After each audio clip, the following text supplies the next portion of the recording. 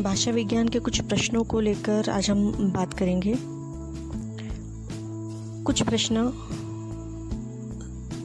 पहले कुछ चैप्टर के। भाषा विज्ञान मतलब भाषा अधिक विज्ञान, सीधे तौर पर भाषा का विज्ञान। विज्ञान शब्दों को अगर हम यहाँ पे अलग से छाटे तो भाषा के साथ जुड़ा हुआ विशिष्ट ज्ञान, मतलब वि अधिक ज्ञान, विशिष्ट ज्ञान।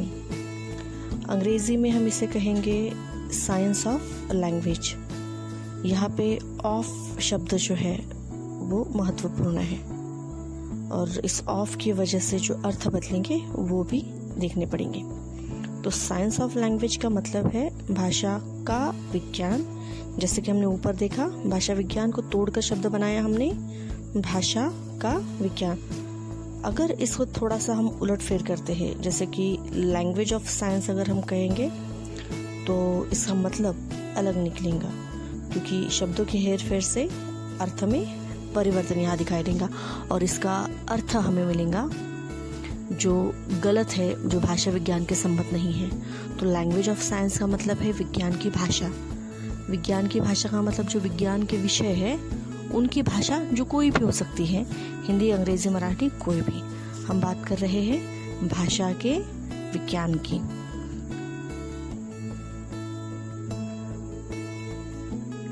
इसके बाद हम देखेंगे भाषा विज्ञान की शाखाएं। भाषा मनुष्य जीवन से संबंधित विषय है और जब इस भाषा का हमें अभ्यास करना है तो अलग अलग तरीके से करेंगे, अलग अलग शाखाओं से करेंगे। तो इसी को हम नाम देंगे भाषा विज्ञान के अध्ययन की दिशाएं।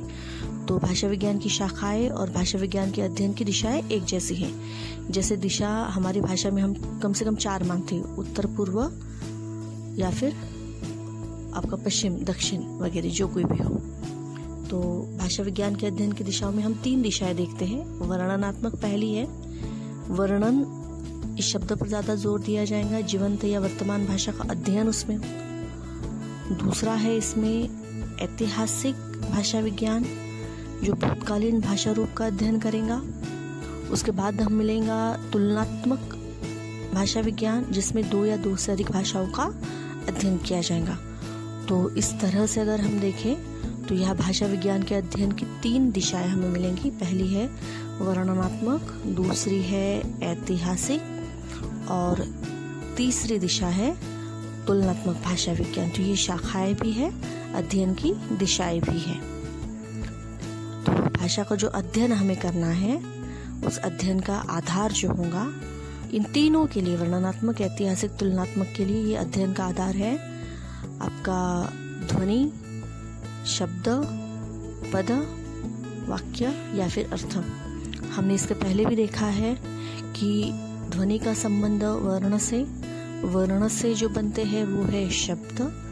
शब्द जब एकत्र आते हैं विभक्ति के साथ, प्रत्यय के साथ, तो पद कहलाते हैं।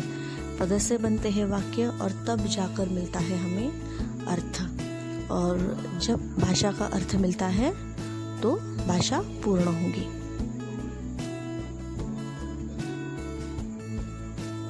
अगले मुद्दे को शुरुआत करते हैं, भाषा के रूप। तो भाषा के 2 रूप हम देखते हैं। एक है मौखिक, जिसमें मुख से निकलने वाली आवाज या ध्वनियाँ ली जाएंगी। आवाज चाहे फिर वो तरंगे हो, जिन्हें हम यहाँ पे ध्वनियाँ कह रहे हैं। दूसरी है लिखित। लिखित का मतलब है लिपि की मदद से लिखी जाने वाली। तो भाषा के 2 रूप माने जाएंगे, एक मौखिक भाषा और दूसरी लिखित भाषा। आगे प्रश्न था ध्वनि विज्ञान के भेद। हम सीधे ध्वनि विज्ञान की बात कर रहे हैं। ध्वनि विज्ञान जो मौखिक भाषा से संबंधित है, जिसमें ध्वनियों का अभ्यास किया जाता है, मनुष्य मुख से निकलने वाली आवाजों का अभ्यास किया जाता है। तो इस ध्वनि विज्ञान के 3 भेद। उच्चारण मूलक ध्वनि विज्ञान की जो उच्चारित ध्वनियों का अभ्यास करता है, मनुष्य के मुंह से निकलने वाली ध्वनियाँ। दूसरी है संवहन मूलक, एक जगह से दूसरी जगह पर होने वाला ध्वनियों का संवहन। और तीसरा है श्रवण मूलक, अर्थात ध्वनियाँ किस तरह से सुनी जाती आदि का अभ्यास। तो इस तरह से ये ध्वनि विज्ञान के 3 भेद देखे जाते हैं।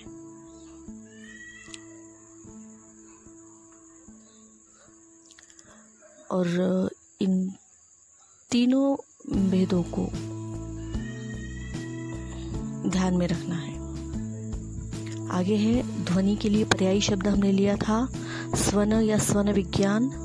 तो जब हम बात करते हैं ध्वनि भेद की तो हम बात करेंगे ऑब्वियसली स्वन भेद की। तो जहाँ तक विषय है ध्वनि का, ध्वनि के दो प्रकारों को हम देखते हैं, स्वर ध्वनियाँ और व्यंजन ध्वनियाँ। स्वर ध्वनियाँ जो मूल मानी गई है व्यंजनों के पहले की, तत्पश्चात आती है व्यंजन ध्वनियाँ। तो स्वर वो ध्वनियाँ है जो स्वयं उच्चारित हो रही है, इनके उच्चारण में हमें किसी अन्य ध्वनि की आवश्यकता नहीं पड़ती। उदाहरण के लिए हम देखते हैं डॉक्टर भोलानाथ तिवारी की परिभाषा कि स्वर ऐसे ध्वनियाँ हैं जिनके उच्चारण में हवा अबाध गति से मुख विवर से बाहर निकलती है। मतलब जब हम बोलते हैं तो बोलते समय फेफड़ों से निकलने वाली निश्वास वायु हवा मुंह से सीधे बाहर निकलेंगी।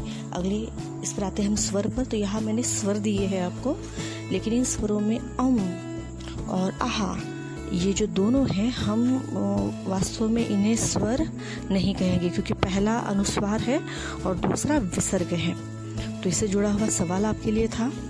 तो अ, ई, उ और रु, इन चारों को हम कहेंगे मूल स्वर। और उसके बाद जितने भी बचते हैं उन सभी स्वरों को कहा जाएगा संयुक्त स्वर, क्योंकि अ, ई, उ और रु के अलावा जितने भी बचे हैं इनकी जो निर्मिति होती है ये इन्हीं मूल स्वरों से होती है। तो ध्यान में रखना है मूल स्वरों की संख्या 4 है और उसके बाद वाले जो आते हैं वो है संयुक्त स्वर। कई जगहों पर मूल स्वर में रू को नहीं दिखाया जाता है, लेकिन हम यहाँ पे रू को जो जिसका रूप थोड़ा सा आपको जाना पहचाना है हम उसे मूल में ही ले रहे। ये रस्व है इसलिए ये मूल स्वर है। आगे स्वरों के वर्गीकरण का एक चित्र है। इस चित्र में हमने जीभ के व्यवर्त स्थिति के आधार पर चित्र लगाया है। अगर आप थोड़ा सा गौर से देखो तो इसमें आपको 4 शब्द दिखाई देंगे जो हमने इसके पहले भी लिए थे। वो है संवृत्त, अर्धसंवृत्त, विवृत्त और अर्धविवृत्त। तो जहाँ तक हम मुंह में जीभ की स्थिति की बात करते हैं तो आपकी जीभ तालू के पास किस हद तक ऊपर जाती है इस आधार पर ये 4 स्थिति। मैं फिर से रिपीट करती हूँ, मुंह में जो जीभ है वो जीभ तालू के कितने पास जाती है या तालू से कितनी दूर आती है उस आधार पर हम इन चारों को देख सकते हैं। अगर बहुत नजदीक है तालू के तो संवृत्त, और तालू के बिल्कुल नीचे है तो फिर अर्धविवृत्त। और इस आधार पर संवृत्त स्वर, अर्धसंवृत्त स्वर, विवृत्त स्वर और अर्धविवृत्त स्वर, इस तरह से हम स्वरों के 4 प्रकार यहाँ देख सकते हैं। आगे है जीभ के भाग के आधार पर। इसके पहले हमने लिया था जीभ की स्थिति, नीचे है जीभ या ऊपर है। अब जीभ आगे है या पीछे है, कहाँ है, इस आधार पर। तो जीभ के हमने भाग किए हैं और हम जानते हैं कि जीभ के प्रमुख भागों में अग्र भाग, मध्य भाग या फिर इस पश्च भाग को हम यहाँ पे जोड़ सकते हैं। इनके जीभ के ऊपर तालू की स्थिति को ध्यान में रखना है और उस हिसाब से आपकी जीभ का कौन सा हिस्सा तालू के पास जा रहा है इस आधार पर संवृत्त, विवृत्त, ये स्थिति हमने अभी थोड़ी देर पहले देखी थी। अब जीभ आगे है, जीभ बीच में रुकी है या जीभ पीछे है, इस आधार पर अग्र स्वर, मध्य स्वर और पश्च स्वर। तो इन अग्र स्वरों में हमने जो लिए है ई, ये आकृति आपके पास पहले से है। तो इस आकृति को सिर्फ यहाँ पे जो सामने आकृति आपको दिखाई दे रही है, इस आकृति में थोड़े बहुत परिवर्तन के साथ आपको यहाँ पे जोड़ना है। ठीक वैसे ही इस आकृति में थोड़े बहुत परिवर्तन आपको दिखाई देंगे। जैसे कि यहाँ पे इंग्लिश में आई है, आई छोटी वाली ई के रूप में मैंने दिया है। आई की स्थिति, अ जो है वो बीच में मध्य में लेना है हमें। मध्य की लकीर यहाँ पे थोड़ी सी टेढ़ी है क्योंकि ये किसी दूसरी किताब का रेफरेंस है। और आ की स्थिति अ के ठीक ऊपर में, क्योंकि ये मध्य वाले स्वर है। तो मध्य वाले स्वर में हम लेते हैं अ और आ, क्योंकि खड़ी दंडी के पास आएंगे। और सबसे आखिर में जो बचते हैं वो है आपके पश्च स्वर। तो इन पश्च स्वरों में भी सबसे ऊपर अगर हम देखें उ, ओ, औ, और अंग्रेजी वाला औ। आगे आता है मात्रा के आधार पर। ये सवाल भी हमने पूछा था कि मात्रा का मतलब क्या है। तो स्वरों में मात्रा का ध्यान रखना है। मात्रा सीधा मतलब हमें लेना है समय, वो समय कि जो किसी भी ध्वनि के उच्चारण में हमें लगता है। तो किसी भी ध्वनि के उच्चारण में लगने वाला समय 3 प्रकार से, ह्रस्व मतलब कम, दीर्घ मतलब ह्रस्व से 2 गुना मतलब अधिक लेंगे हम, और सबसे आखिर में जो है प्ल्यूट मतलब वो दीर्घ के भी 2 गुना। वास्तव में देखा जाए तो ह्रस्व के 2 गुना दीर्घ, दीर्घ के 2 गुना प्ल्यूट। तो अगर हम समय की बात करें तो ह्रस्व के लिए कम, दीर्घ के लिए अधिक समय लगेगा, और जो प्ल्यूट ध्वनियां है, प्ल्यूट स्वर है, इन प्ल्यूट स्वरों के लिए बहुत ज्यादा समय लगेगा। प्ल्यूट के लिए एस नाम का ये जो चिन्ह है इस्तेमाल होगा। व्यंजनों की ओर मुड़ते हैं थोड़ा। इस व्यंजनों को अगर हम स्ट्रक्चर को ध्यान से देखेंगे तो ये हमने क्लासरूम में भी लिया था कि मैंने पहले 5-5 की 5 पंक्तियां की है, और आखिरी 2 जो है वो 4-4 की पंक्तियां हैं। लेकिन इसमें मैंने क्ष, त्र और ज्ञ इन 3 व्यंजनों को नहीं लिखा है। ध्यान में ये रखना है आपको कि श, त्र और ज्ञ ये तीनों संयुक्त व्यंजन हैं। इनमें से देखो ये जो पहली पंक्ति है क प्रमुख है, इसलिए ये कहलाएगा क वर्ग। दूसरा है च प्रमुख है यहाँ पे, इसलिए ये कहलाएगा पूरा का पूरा च वर्ग। इसके बाद आता है तीसरी पंक्ति, इस ट प्रमुख है, 1 नंबर पर है, तो ये कहलाएगा ट वर्ग। बाद में आता है ये त वर्ग, और सबसे आखिर में जो 5वां वर्ग है, शुरुआत तो है प, तो ये है प वर्ग। तो इस पूरी श्रृंखला में सबसे आखिर में य, श, हम इन्हें अगर हम देखें तो ये 4 है, इनके आगे कुछ नहीं है। ठीक इसी तरह से श, श, स, ह के आगे भी कुछ नहीं, तो हम इन्हें पंचवर्ग में नहीं ले। ध्यान में रखो शब्द पंचवर्ग। और इस पंचवर्ग के सबसे आखिर में जो आते हैं हम इन्हें कहेंगे अनुनासिक। तो ये सवाल भी आपको आया था कि अनुनासिक व्यंजन कौन से है, तो ये आपके सामने अनुनासिक व्यंजन। आगे आती है व्यंजन की परिभाषा। हमने थोड़ी देर पहले स्वरों की परिभाषा देखी थी। कहा था स्वर स्वयं उच्चारित है, लेकिन व्यंजन स्वयं उच्चारित नहीं होते हैं। थोड़ा सा रिपीटेशन होगा यहाँ पे। अब यहाँ पर हम बात करेंगे व्यंजनों के वर्गीकरण की। 2 वर्गीकरण है प्रयत्न के आधार पर।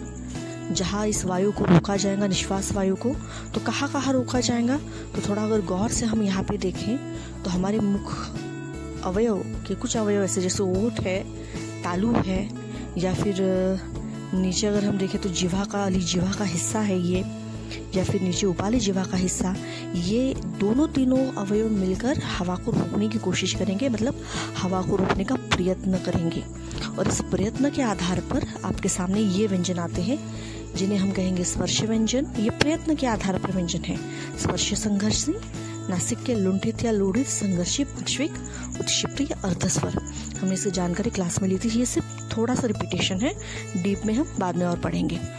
तो ध्यान में ये रखना है, जब 2 या 2 से ज्यादा मुख अवयव एकत्र आकर हवा के मार्ग को रोकने की कोशिश करेंगे, प्रयत्न करेंगे, तो जो व्यंजन बनेगा वो होगा प्रयत्न के आधार पर व्यंजन। इसके बाद आता है स्थान के आधार पर। तो स्थान का मतलब है कि जिस किसी निश्चित स्थान के पास अवयव का जो स्थान है, उस अवयव के स्थान के पास जिन व्यंजनों का उच्चारण होता है, उसके आधार पर ये दिया गया नामकरण है या फिर उसका ये वर्गीकरण है। तो जैसे कुछ अवयव ऐसे हैं कि कुछ व्यंजन ऐसे हैं कि जिनका उच्चारण दांतों के पास होता है, कुछ का मसूड़ों के पास, कुछ ओष्ठों के पास।